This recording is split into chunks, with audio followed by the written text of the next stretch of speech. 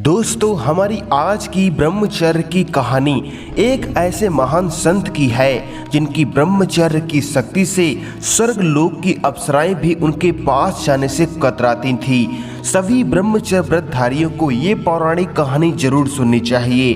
पौराणिक काल में कई महान ऋषि मुनि हुए जिनके तप से स्वर्ग लोक में बैठे इंद्र का सिंहासन पर खतरा आ जाता था। इनमें से एक ऋषि थे ऋषि दुर्वासा। ऋषि दुर्वासा अपने क्रोध के लिए जाने जाते थे। बड़े से बड़ा शख्स उनसे खौफ खाता था।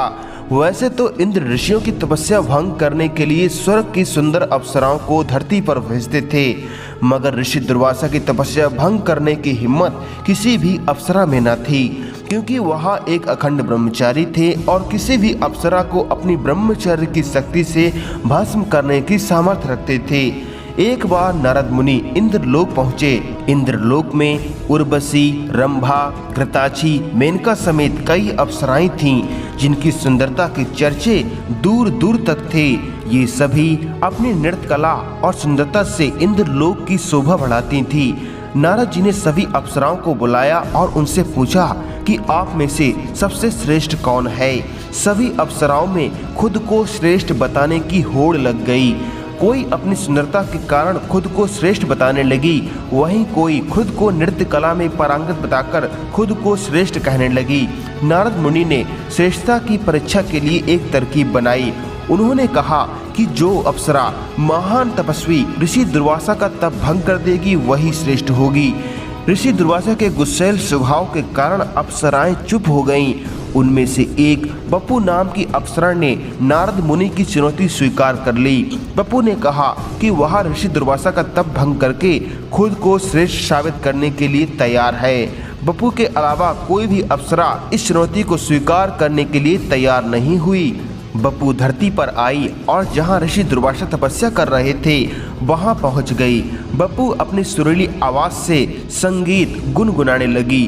बप्पू की मधुर ध्वनि जब ऋषि के कानों में पड़ी तो एकाएक उनका ध्यान भटक गया। उन्होंने अपनी दिव्य दृष्टि से देखा तो बप्पू दिखाई दी। जब उन्हें पता चला कि ये एक अप्सरा का काम है तो उन्हें बहुत क्रोध आया। ऋषि दुर्वासा बप्पू अप्सरा के सामने आकर खड़े हो गए। ये देख बप्पू काफी प्रसन्न हो गई, मगर जैसे ही उसने ऋषि की आंखों में देखा वो डर गई। ऋषि की आंखें क्रोध से लाल थीं। उन्होंने तुरंत बप्पू को पक्षी बनने का श्राप दे दिया। बप्पू अप्सरा ये सुनकर रोने लगी। उसने ऋषि से माफी मांगी। कई बार विनती करने के बाद ऋषि दुर्वासा को उस पर दया आ गई। उन्होंने बप्पू से कहा कि अब श्राप दे दिया है तो वापस नहीं होगा। उन्होंने कहा कि पक्षी के रूप में 16 साल गुजर जाने के बाद एक तीर उसे आकर लगेगा और वह पुनः अपने रूप में लौट आएगी। श्राप के कारण बप्पू अप्सरा पक्षी बन गई। समय गुजरने लगा। पक्षी रूपी बप्पू गर्भवती हो गई। 16 साल पूरे होने को आए।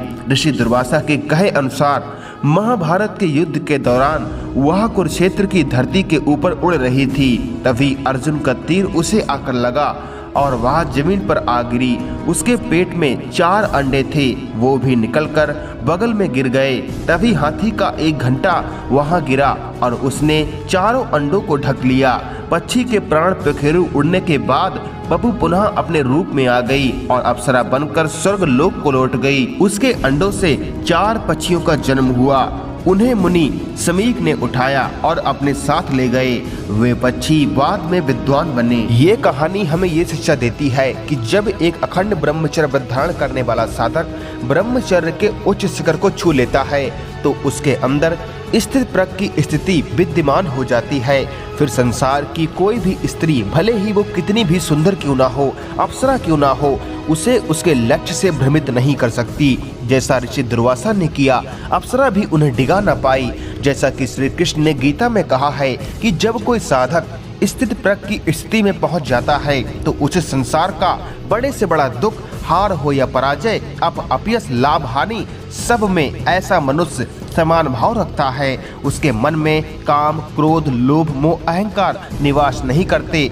ऐसा साधक अंत में मोक्ष को प्राप्त करता है, क्योंकि उसका मन उसका दास होता है।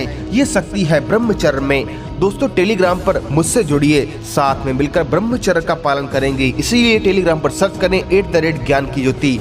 वीडियो अच्छा लगा तो लाइक शेयर जरूर करें। जय श्री राम, ओम नमः शिवाय।